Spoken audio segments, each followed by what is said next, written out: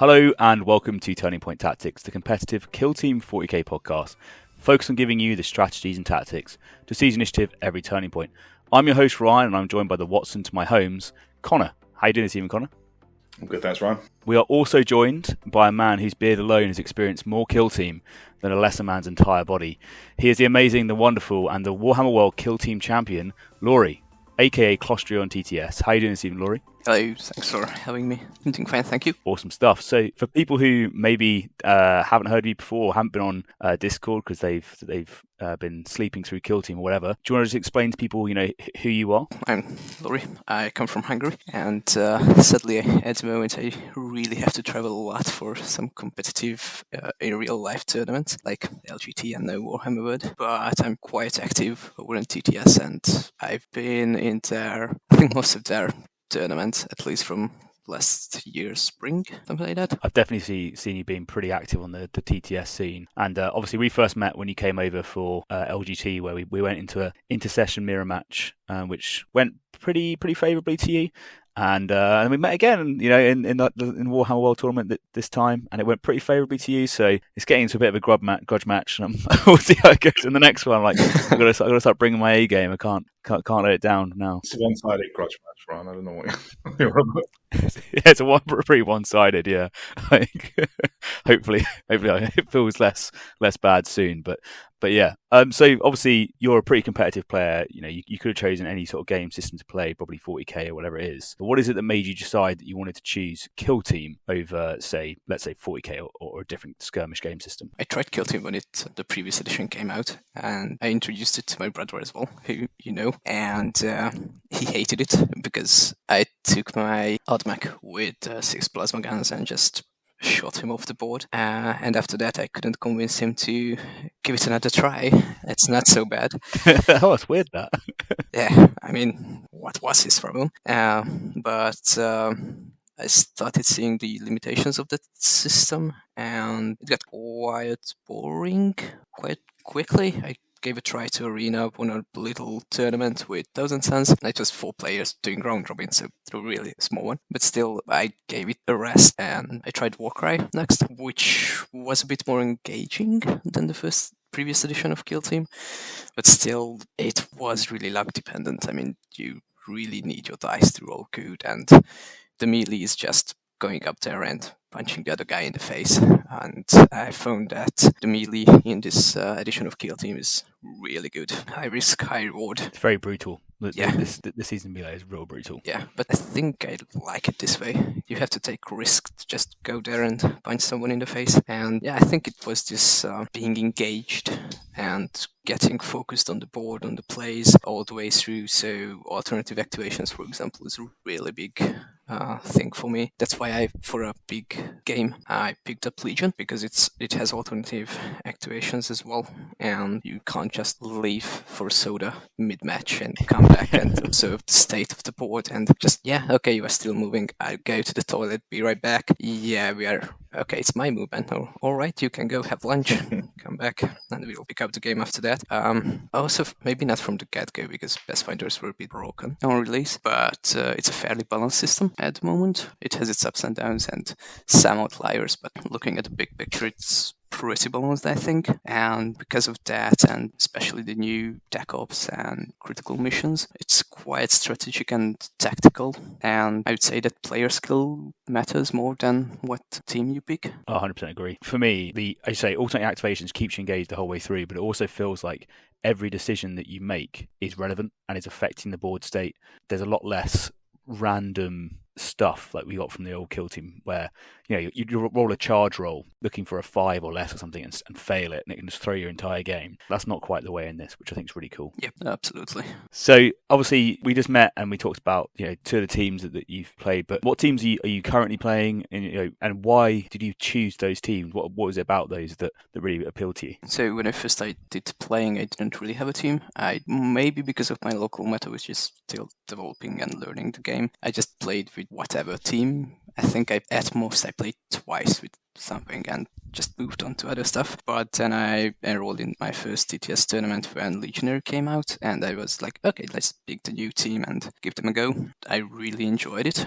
though at the time I thought that Zinch would be the better option over Nurgle, and I went with the Zinch core list, and it was okay, but it's not the most competitive list that I know today. But that way I learned to play over TTS, and most importantly, I got the courage to just go there and play with random people, because I have the skill to do it, and I'm willing to do it, and I don't have to be afraid of that.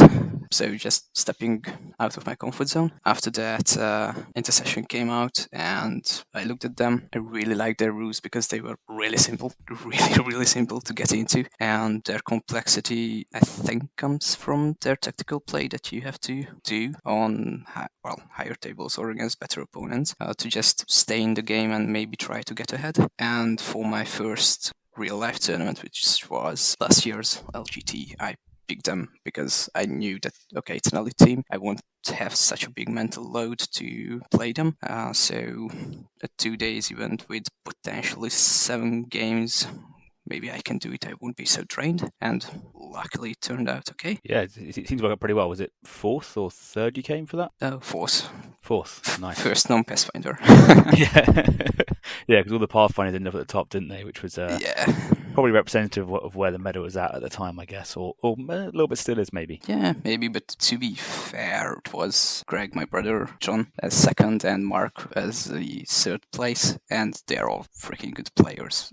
So they just piloted really great, a great team. Yeah, they are annoyingly good at the game, and with a team that's that capable in their hands, it's tough. It's a tough fight to be able to hold up with an elite team against that, because I think you touched on it there. The elite team does the basics really well, but it's how you then go to the higher tables where people know how to play around non-reciprocal sheeting, they know how to play around your activations, all that sort of stuff, where you really have to up your game and really min-max your team to be able to get the most out of them. Otherwise, you can get quite heavily dunked on by more skilled players. Yeah, exactly. Is there any teams that you're looking at coming up that you think's particularly exciting? Well, the Drukhari team is quite entertaining, or promises to be. The Hands of the Archon, I think that's their name. The rules in a vacuum seem good, but I would really have to test them on the table to see if they live up to my expectations and hopes. From my initial take, Connor and I were joking about this earlier on. We were saying how they're probably going to be pretty good for aggressive players, people that like to push models out quite early on, so probably right up Connor's street, and also probably fit pretty well up in the aggressive northern meta that we have here in the UK, because if you can get those early kills, you can suddenly get quite a bit of momentum going, and before you know it, I think you could run away with the game. So it'll be interesting to see how they turn out, and maybe if we've got a bit of time at the end, we can get a bit more thoughts on the team and what people think about them. Yeah, sure. Okay, so the next thing I'd say is that obviously we talked about Warhammer World just then and LGT, and you mentioned that you did some TTS tournaments before, but is there any tournaments that you have coming up that you're excited to look for? Well, I'm going for the Warhammer Fest one in April, which is quite promising. I hope it will be at least 7 rounds. One can hope.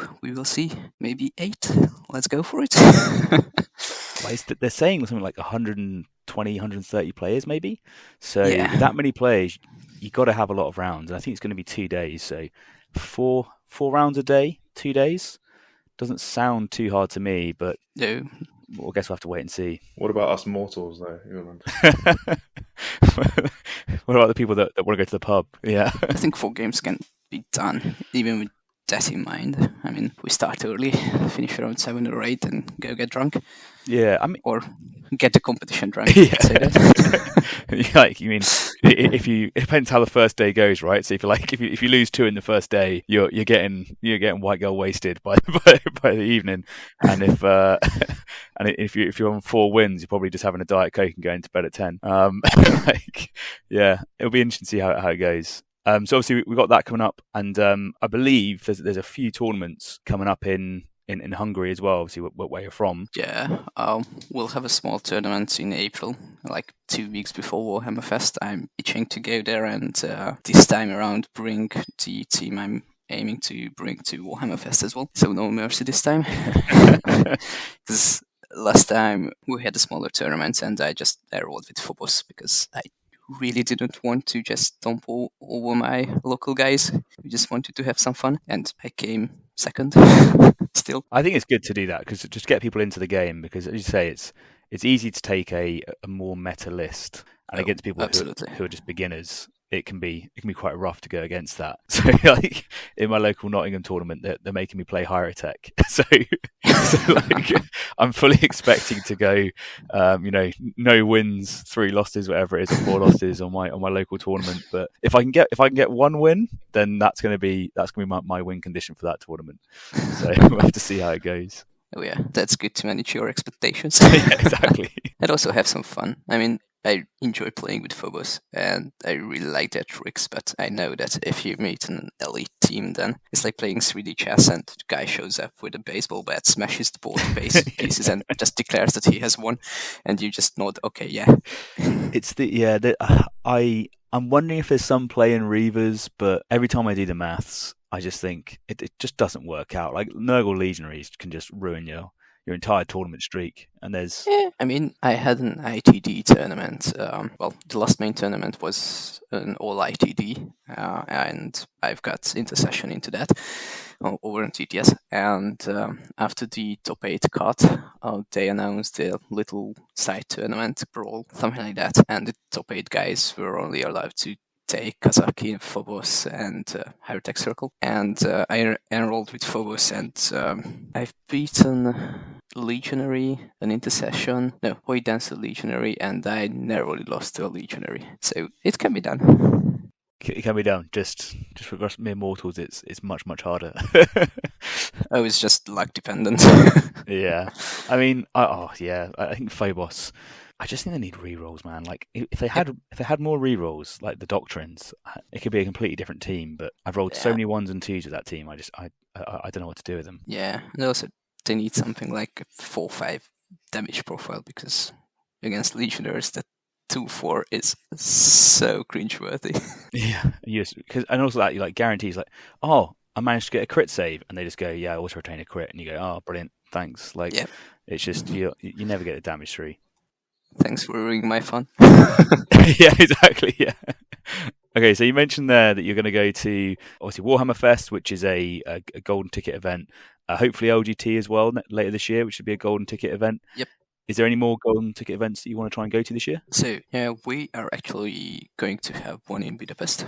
It's in the 3rd and 4th of June, so the first weekend. Hopefully it's a 2-day event. They said it's 3rd and 4th. It's still shaping up, but if I have anything to do with the event, I will try to push for 2-day stuff, because for a major it should be. Absolutely, yeah, that'd be really awesome. And for a golden ticket event, which I think Europe has like 6 or 8 total, should be nice. So you're saying 3rd and 4th of June, we need to get the Spanish, the Polish, the Brits, the French, I don't know if there's an Italian scene, I think there is an Italian scene, Italians all to turn up to go Budapest and have a fucking great time trying to get that golden ticket and make it a really, really big deal. Well, hopefully that happens, because I'm definitely keen to go. I've been in Budapest once and it was lovely. I really enjoyed it there. But I was like, I think 14 or something. So I want to go back as an adult and enjoy a bit of the scene. So that sounds really, really cool. It would be absolutely lovely to have you guys here. And I know for a fact that my brother is probably free at that weekend as well, so there's more of a competition here. Oh, here we go. There we go. The machine man that is Watapi can can turn up, and we'll see how that goes. Because he is scary with those Pathfinders. I assume he'll stick to Pathfinders. Maybe we'll have a new team by then. I don't know. Well, if I paint something for him. He actually took my Pathfinders with him to LGT last time because he couldn't bother to finish his in time. Oh, fair enough. I mean, it sounds like me. I absolutely hate Obby. I've just sent off my Starstriders to one of the local guys that plays at our local club, but he lives in Nottingham. I'll tag him in the post. His name's at Joshua, and he's hopefully going to paint them up to be table ready, so I can go ahead and take them to future tournaments, because seeing you play them and having played them before a little bit, they do look like a heck of a lot of fun. But also the thought of painting them terrifies me because they have so much detail on those models, and I'm like, I'm gonna butcher that. I'm gonna absolutely butcher it, and it's gonna look awful. But obviously, yours came out quite well actually, and there's a picture up on our Insta already of your winning team from Warhammer World. It was just contrast paint and metal paint. That's it. Well, it seems to do the job, and it definitely got you through the baseline standard of entry to Warhammer World. But speaking of, let's talk about the tournament a little bit, because that was obviously the most recent tournament that we've just been to. I think it's probably worth looking at it from your point of view. If you could give us some of the highlights that you thought, because that was your first time at Warhammer World, wasn't it? Yeah, it was. So maybe give us some of the highlights that you thought from the tournament. Well, the atmosphere is really lovely, and the place looks incredible. So I think Warhammer World is something that's sort of a pilgrimage for anyone who plays Games Workshop systems. Once in your lifetime, go there, see it, take in the atmosphere, and was a tiny bit disappointed at this point. I was a tiny bit disappointed because when the tickets went up for sale, it was a 4-round event, and we were promised to use the new stuff, the Critical Ops card pack. I know that they printed fewer copies than people would have liked to buy, and I think that's why they rolled back and we have to use the old rules now, which was a bit of a bummer because I haven't touched the stuff for 3 months now, I think. So when they sent us the letter, I just had to open my books, read the missions again, because I had no idea what they were. Yeah. There was a moment during our game. I remember, we're playing Consecration. I'm like, I don't even remember what this mission is. Like, how do we score this primary again? And it's like, there was quite a few games where I constantly had to get out the core rules and be like, I don't remember the mission. And it's like, it's weird because we've obviously been playing that for the best part of over a year, whatever. Yeah. But it goes out your mind so quickly when you're not playing it regularly, I guess. So, yeah, it does. It really does. Same goes for the tech ops. Yeah, and the old tech ops, some of them are really tough, and with the random selection as well, it can be pretty difficult on the various games. But Connor and I were saying that it, in a weird way, going back and playing that, having now played the new missions and the new tech ops, you can really see just how much the game's come on, which I think's pretty cool for the future. Oh yeah, it gave me a new appreciation for the new additions to the game, because they really just nudged the game into the right direction, at least when you're thinking about competitive stuff. And I think I never used the Warrant of Trade before, which allows the Starstriders to just choose from different archetypes before, or I think I had like between 20 to 30 games before the tournament to just practice with the team and just drill the auras and stuff that they can do into me. And what a bit was helping me every week. I played during the week, and over the weekend we had a game, and he just handed my ass to me with his Pathfinders. And I've gotten closer and closer by the end. It was like a 3-point difference between us, but still I was beaten fairly and squarely.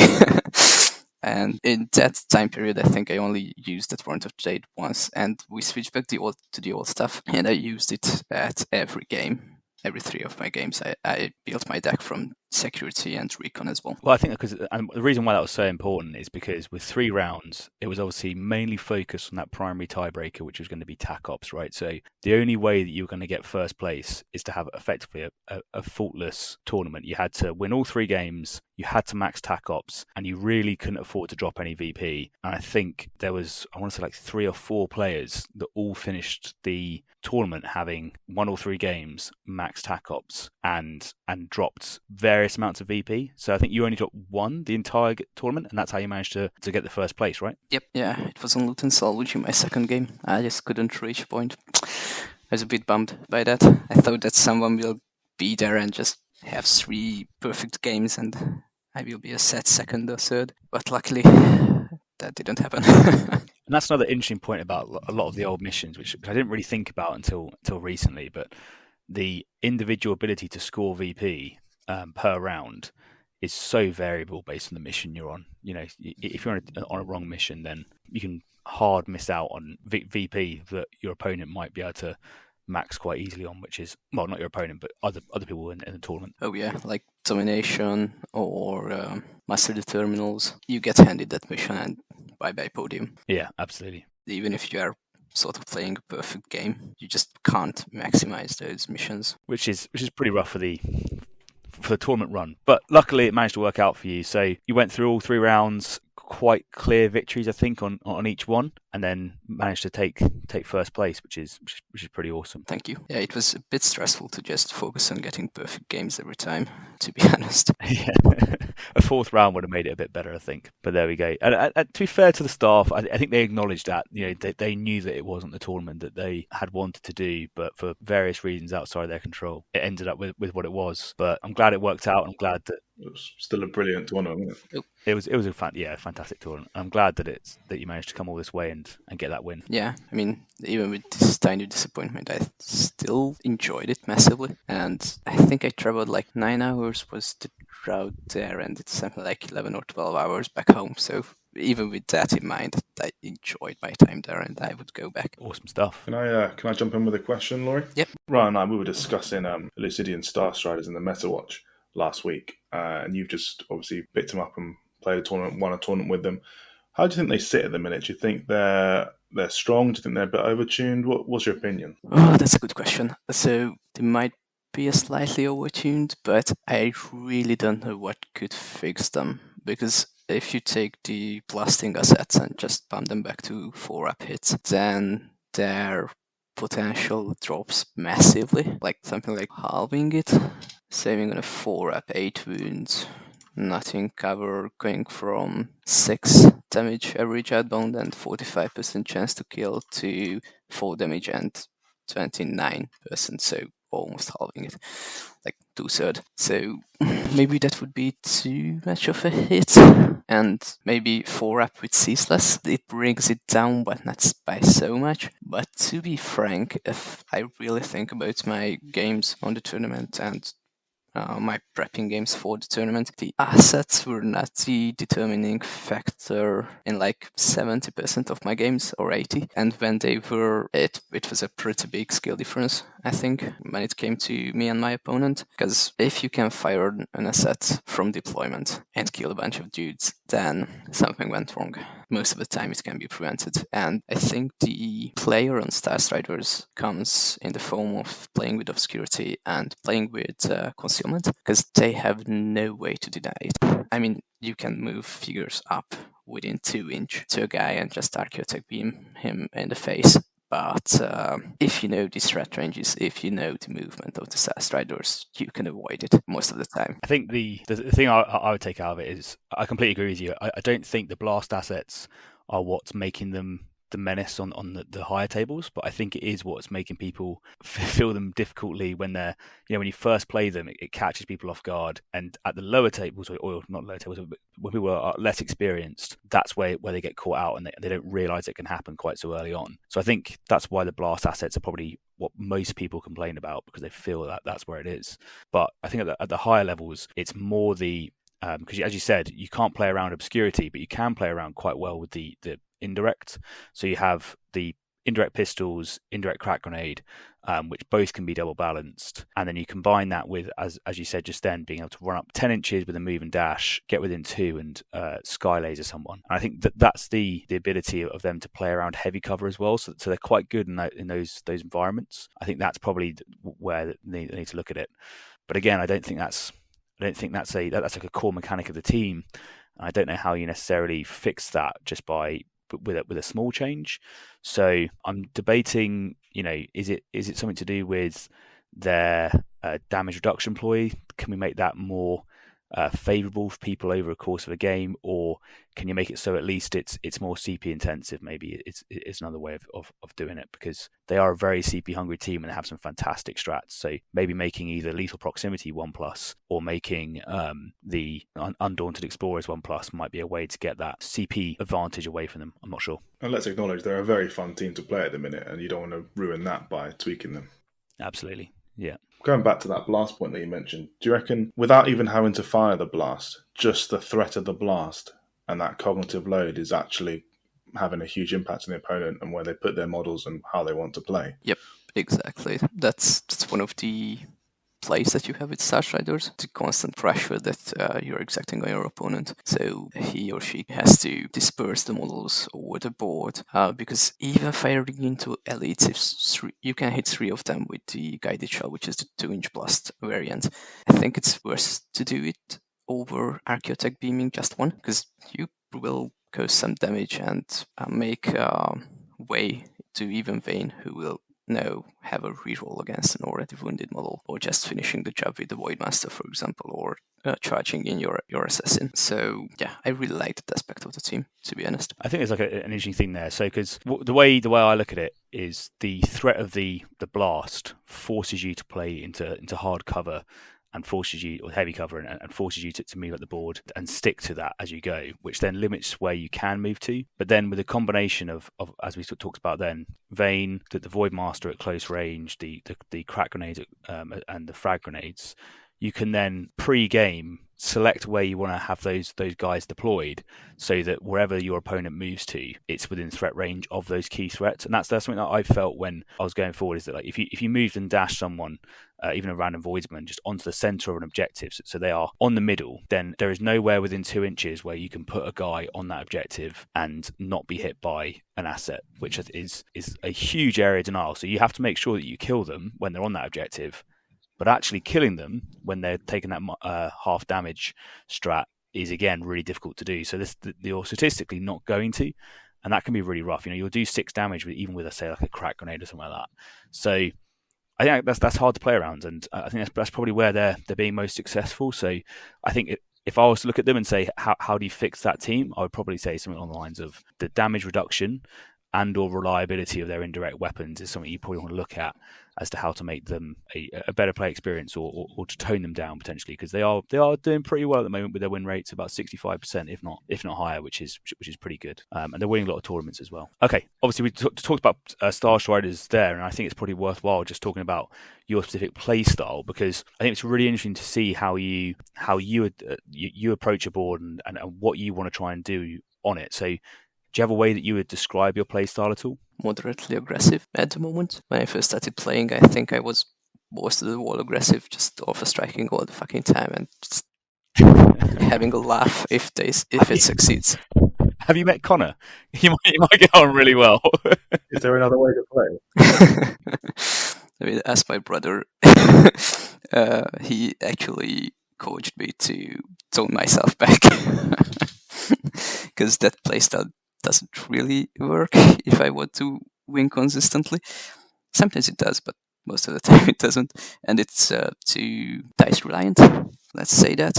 I'm not saying it can't work, because when I started out with Legionary, with Zinj, I think 80% of the time I could find an angle with my Sorcerer to just blast away with that semi-lethal 5-up into 3 or 4 guys and just mostly win the game TP1.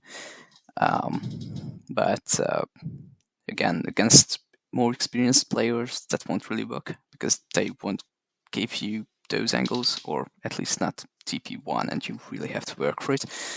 So that's why I try to be aggressive on objectives nowadays and victory points.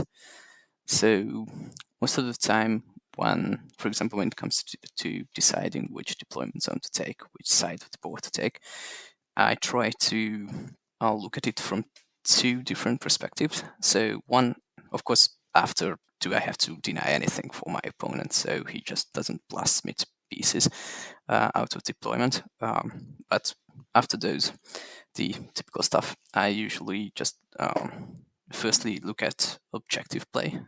How can I move up quickly, which side guarantees a better pathway to objectives?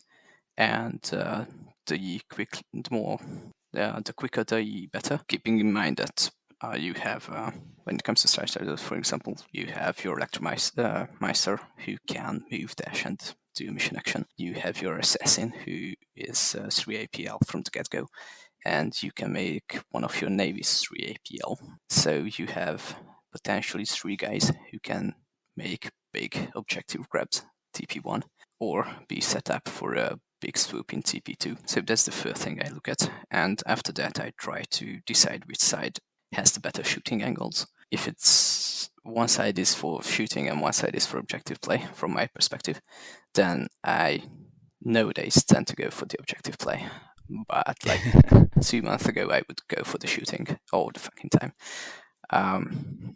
So I try to change myself a bit, and maybe that's why Starstriders clicked with me, because after LGT and after the ITD TTS tournament, I tried to look around other teams, and I tried out Breachers, tried out Bedgar, tried out Corsairs. I wanted to try Blooded, but I tried out Striders before them, and just to have a feel, how's it to play with bigger teams, not just elites, and to work on my time management when it comes to deciding the place of multiple figures, not just 6. And Starstriders just clicked with me with this aggressive objective play that you can do.